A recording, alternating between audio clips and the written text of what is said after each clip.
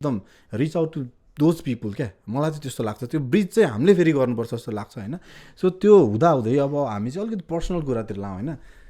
यो कम्युनिटीमा लाग्दै चाहिँ हजुरहरूलाई होइन पर्सनली चाहिँ ल अब मेरो टर्न आयो कम्युनिटीलाई गिभ ब्याक गर्ने क्या त्यस्तो मोमेन्ट कहिले आयो जस्तो फिल हुन्छ हजुरलाई पर्सनली रूपमा होइन सो सुदर्शन दाइबाट मैले सुरु गर्न चाहेँ लाइक म चाहिँ अब 2017मा क्यानाडामा आएँ र सामाजिक संस्थाहरूमा चाहिँ इन्भल्भमेन्ट भनेको म चाहिँ लाइक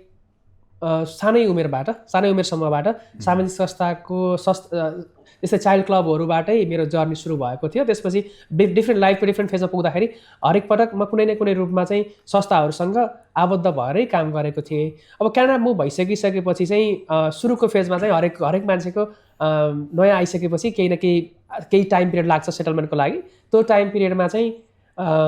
आफ्नै व्यक्तिगत एकदम नितान्त पारिवारिक र आफ्नो प्राइभेट कुरामै ध्यान दियो त्यसपछि जब 1920 को सिचुएसन आइसकेपछि लाइक कम्युनिटीमा आफूले फिल गरेको कुरा चाहिँ मेरो जेनेरेसन र नेक्स्ट जेनेरेसन बिचको ग्याप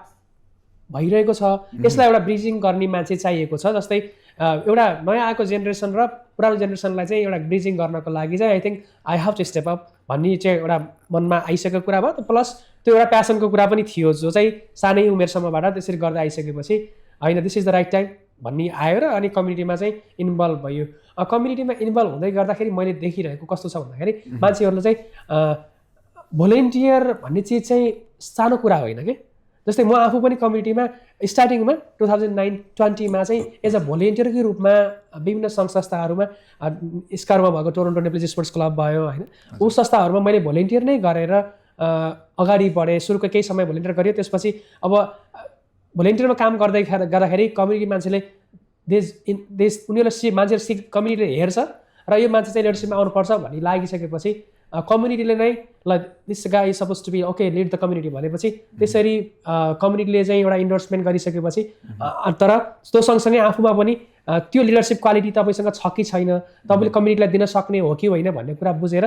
त्यो लागेपछि मलाई चाहिँ अब चाहिँ this is the right time to give out the community भन्ने फिल भयो त्यसरी नै म आफूलाई बिस्तारै एउटा भोलिन्टियरबाट संस्थाको बोर्ड अफ डाइरेक्टर हुँदै एज अ जनरल सेक्रेटरी भएर काम गरेँ र अहिले चाहिँ संस्थाको प्रेसिडेन्ट भएर कम्युनिटीलाई एउटा गिभ अवे गरिरहेको छु अब सकेसम्म सोसाइटीलाई कम्युनिटीलाई आफूले जानेको आफूले बुझेको कुरा गिभ अवे गर्दाखेरि त्यसबाट हुने एउटा आनन्द त्यसबाट हुने एउटा आफूलाई हुने सेल्फ सेटिस्फ्याक्सन चाहिँ नेक्स्ट लेभलको हुन्छ होइन त्यो सँगसँगै मान्छेहरूमा चाहिँ त्यो चिज गर्नलाई रुचि हुनुपर्छ र त्यसमा जसले इन्जोय गर्छ त्यसबाट पक्कै पनि सोसाइटीमा के दिन सकिन्छ के फाइदा हुन्छ भन्ने कुरामा म विश्वास गर्छु 100%। त्यो सिड जुन थियो त्यो अलरेडी थियो जस्ट त्यो कहाँ चाहिँ राख्ने या उम्रिने चाहिँ तपाईँले यहाँ भेटाउनु भयो थ्याङ्क यू सो मच हजुरको चाहिँ कस्तो थियो त्यो